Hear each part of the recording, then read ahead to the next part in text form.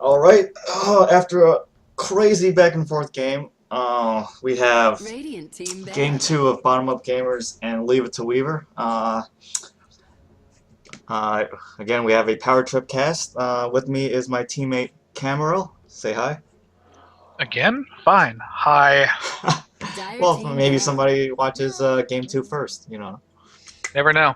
Hello, All right. person watching Game 2 first. Radiant team ban. All right. So Leave It to Weaver goes with a DP ban again because they did mention that they want to take them out of their comfort zone, and Kilowas has 10 told me seconds that remaining.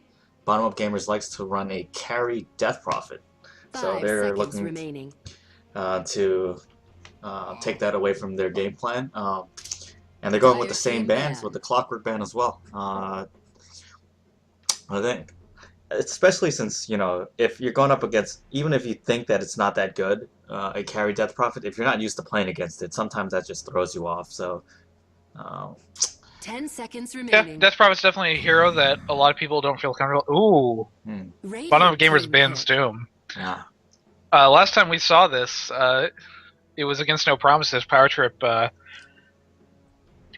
Am I No, forgetting completely? No, we didn't ban Doom. We played Yeah, Doom. Game 1 they banned Doom, I thought.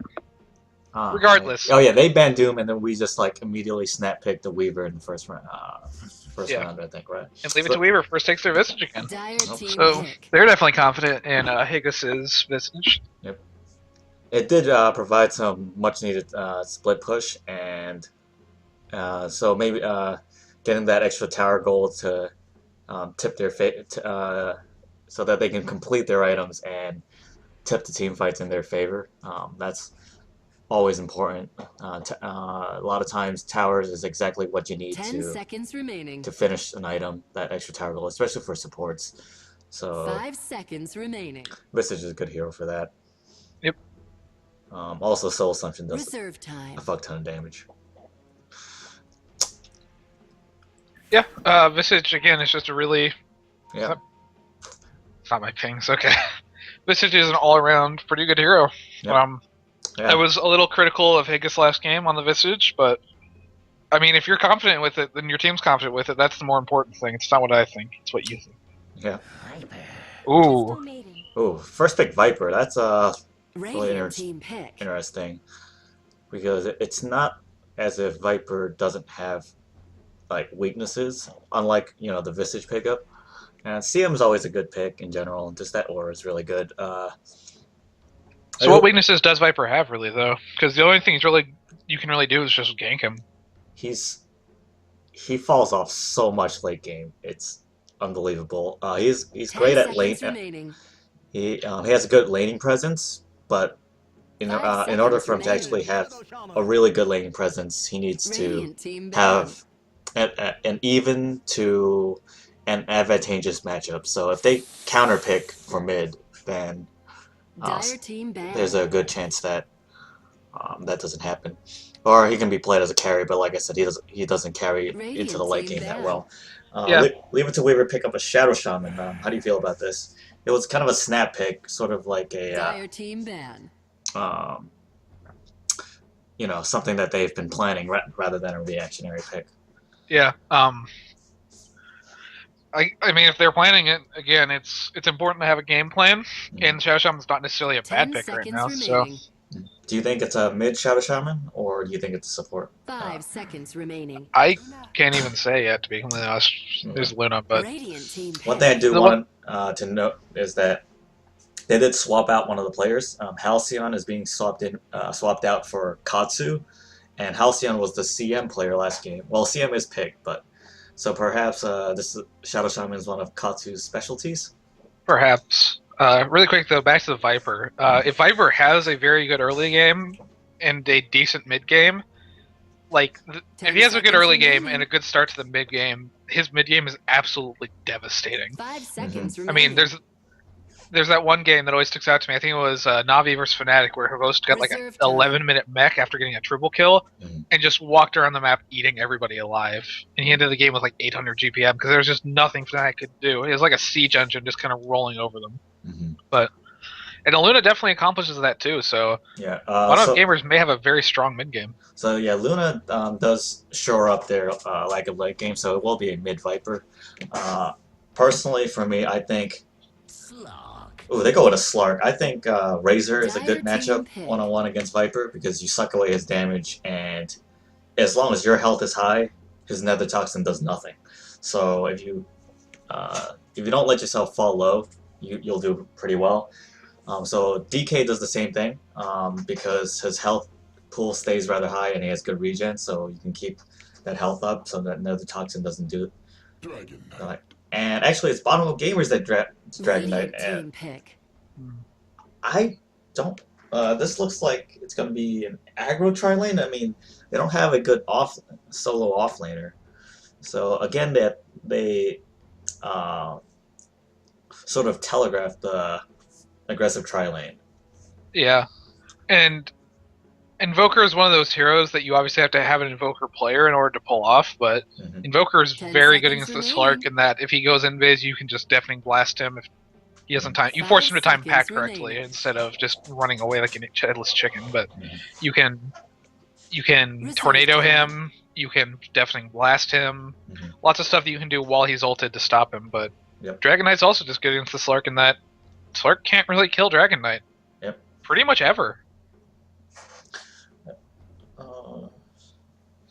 Let's see how they respond now that they're. I think DK and Bounty Hunter were like the MVPs of last game, so this is one of those. Let's see how they respond.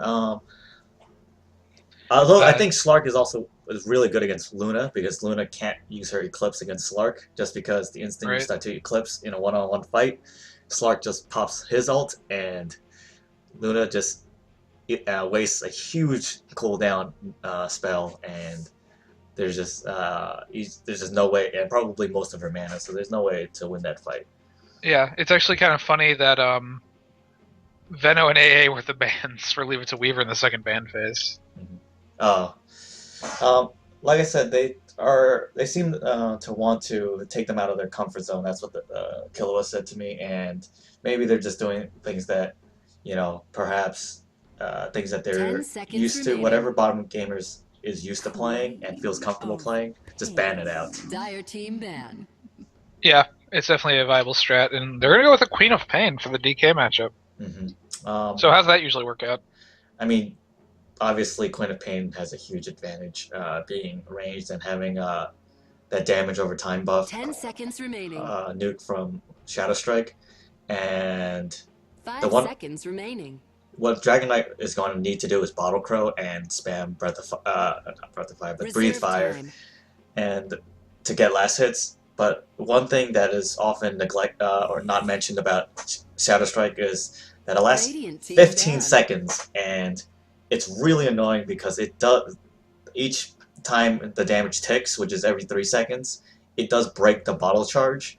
So if you know how to bottle charge, you can bottle charge in between the Shadow Strike. But if you don't, it keeps breaking up your bottle, and you might not even want to use your bottle for that 15 seconds. And you're going to need a Bottle Crow if you're DK against Quap. Yeah. So the other potential though is there might be a Viper mid too.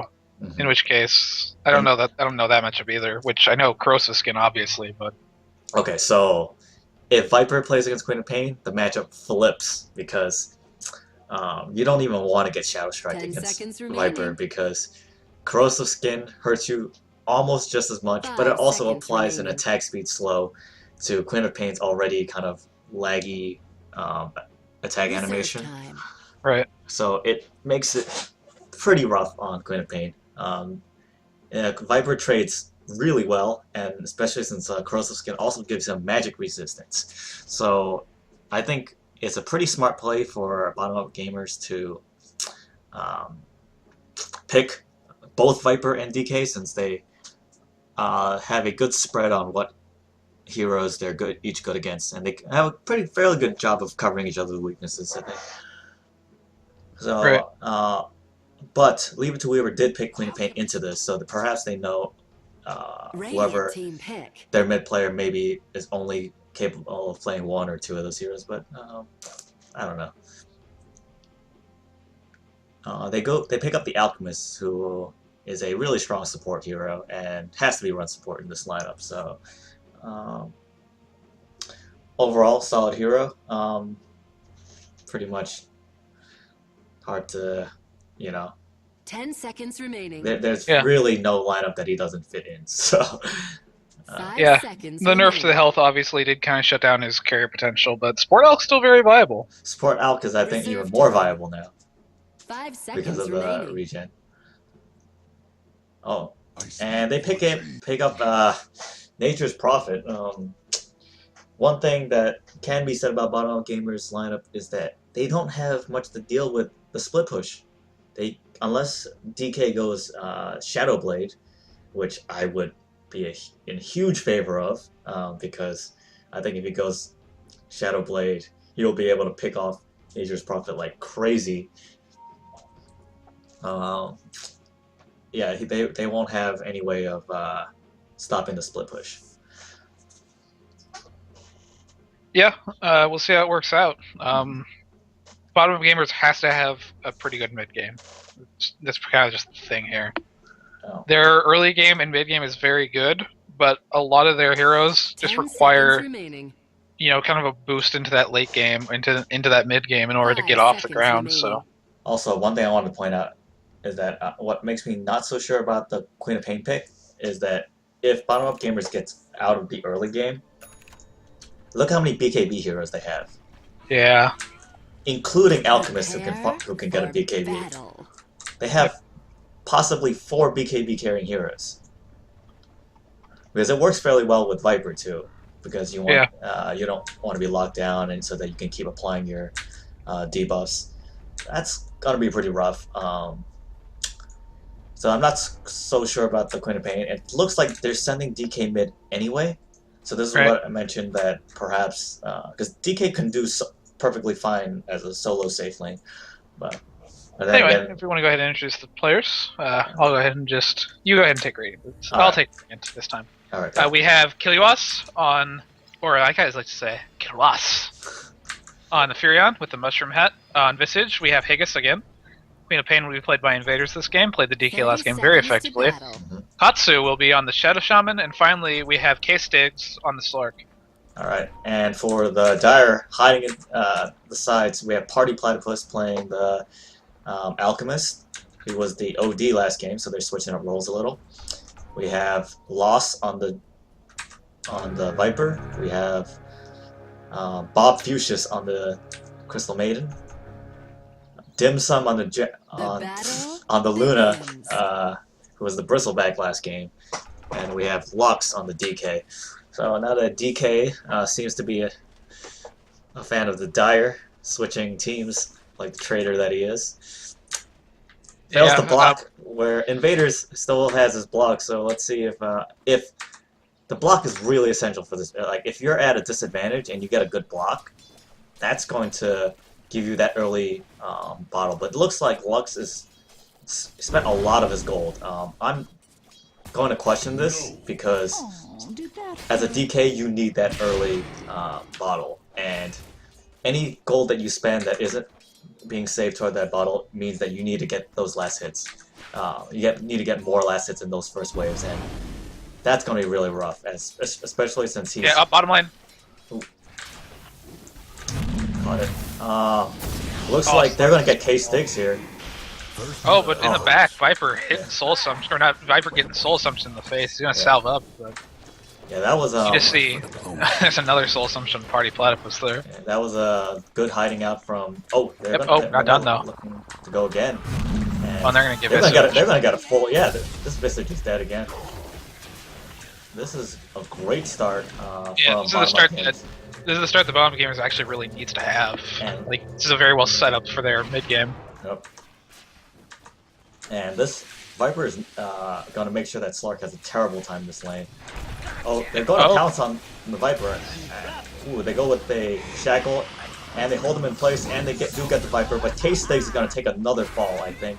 Oh, the salve is going to keep him alive, and Party Platypus... Oh, he does make it out.